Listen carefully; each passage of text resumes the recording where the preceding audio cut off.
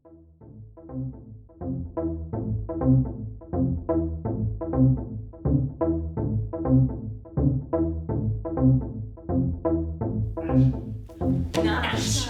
Nashe, Thomas Nashe, Thomas Nashe, Thomas Nashe, Thomas Nashe, Thomas Nashe. Thomas Nashe was an Elizabethan writer, so he was born in 1567, just over 450 years ago, born into the world under Elizabeth I, which was England sort of settling down after decades of trauma. He went to university at the University of Cambridge, St John's College, Cambridge, in the 1580s. And at the end of the 1580s, he came to London. Nashe is one of a generation of students who, when they leave university, there's a kind of dearth of graduate job opportunities. So they use all the skill that they've learnt during their education, and they basically live by their pens. They write to make a living. Having received the kind of education which theoretically set you up for a very high-profile job, but he seemed to be uninterested in getting one of those jobs, and what he really wanted to do was just write. They're writing for the printing press, and they're also writing for the theatre, which is a burgeoning industry in the 1580s and 90s. Nashe, not many of Nashe's plays survive, but we know that he was writing for the theatre. But what does survive of his writings is mostly printed pamphlets, so writing for the press.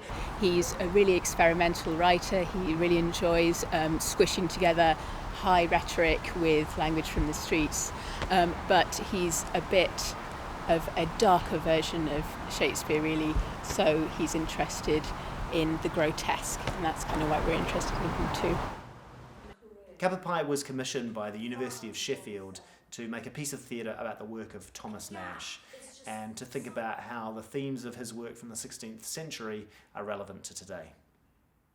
I have so much more wit than other men. You've got a cobbler, fixes shoes, an ostler, brushes horses, a carter, horse and cart. I am so much cleverer than them, but they make more money than me. Why?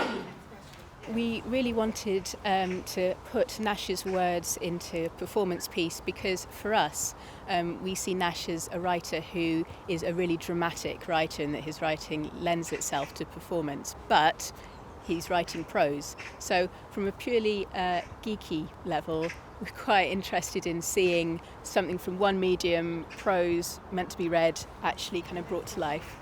Greediness sieves muck hills, where he will sift a whole cartload to gain a bowed pin.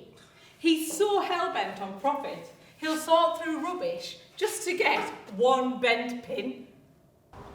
The language is very difficult, and we know this. But also we have to teach it, and we still think it's relevant.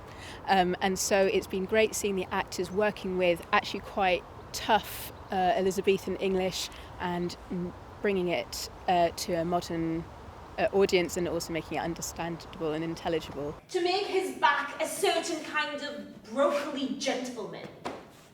So he saves money on food to buy clothes, but looks like a scruff. As an artist, you come across Elizabethan text in the form of Shakespeare, of course, but that's in verse, that's telling a clear story, it's really part of the pop culture lexicon, but Nashe is mostly writing in prose, this very dense prose. So it was quite challenging, but the input of the researchers was invaluable. They had loads of footnotes with the text to help us understand it, and also just their knowledge of the world that Nashe inhabited was so useful. Pride, Part 1, the social climber. The idea of the 7 deadly sins is a very ancient Christian idea, that there are 7 vices which are worse than all the other sins. They're the worst things you can do. Something we see in medieval drama is pageants or processions of these sins filing past us on the stage, and we look at them and condemn them and worry that we have them in ourselves. What Nashe is doing in Penniless, in which the narrator presents to the devil's man a list of these deadly sins, is something quite different, I think, because he doesn't deal in these conventional personifications. Instead, what he shows us is that these sins are actually at the heart of contemporary London. Italianato is his talk. Ciao. And his spade peak Styled be it. is as sharp as if he had been a pioneer. A digger of mines during a siege. Before the walls of Rouen. It's actually...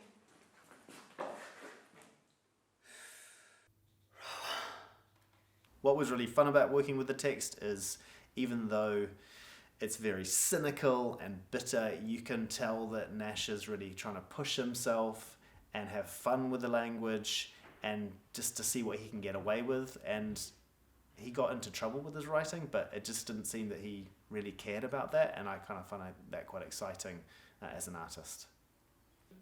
At St. Paul's, Dixi Dominus Domino meo, I encountered a fellow. Why, sir, if it be the devil you seek, know that I am his man. When do you see him? Why, every day. If you have anything you need transported, give it to me. The Penniless project grows out of the AHLC-funded Thomas Nashe project, which has been, over the last 6-7 years, producing an edition of Thomas Nashe's works for Oxford University Press. In a spin-off project, we wanted to focus on Piers Penniless because of the resonances it had with precarity today. And we wanted to use the project to look at resonances between the precarious world in which Thomas Nashe was living and our own world and society today. He was towering over me in his 50s. What you're wearing is unacceptable. This might be what you wear on the street. It was my uniform. But when you're here, you need to wear something better. This is work. I want you out of my shop. So, I got escorted out of the shop and asked to bring my uniform back in a bin bag. He drove to work in a Range Rover, and I was the peasant. The text that I've been working on, Piers Penniless, is a really angry cry, railing against the kind of unfairness of the world. And it's a difficult voice, but it captures the kind of alienation of someone who feels that society has let them down. This is the lamentable condition of our times. That us, artists, have to rely on alms from greedy people. That us, who deserve it the most, are kept under by dunces. In the summer of 2022, we conducted an oral history project around Sheffield, talking to young people and also mature students about their experiences of precarious employment and also how they perceived that relationship between education and work. I did this course at college and we had to do some work experience. Hi. One time, I was having a really bad eczema flare-up and we needed 1 kilogram of lemon juice. So I put on 2 pairs of gloves and cling filmed up my arms. I had to hand squeeze them. Do you know how many lemons it takes to make 1 kilogram of juice? I do. Lots of people said that they had been quite blindsided by the experiences of completing their degree and then kind of waiting for a job that didn't materialise, and that like Thomas Nashe, they had been taken aback by the world not really caring that they had a degree and figuring out that they needed to be a bit more entrepreneurial and a bit more active in a world that has not equipped them to do those things. I want to change the general narrative that's perpetuated on society. I want to achieve soft activism by changing the equilibrium just enough. I'm also incredibly stubborn and I refuse to accept that there isn't a place for me. I'm here. See me? Sometimes it's hard to watch, but life's hard too.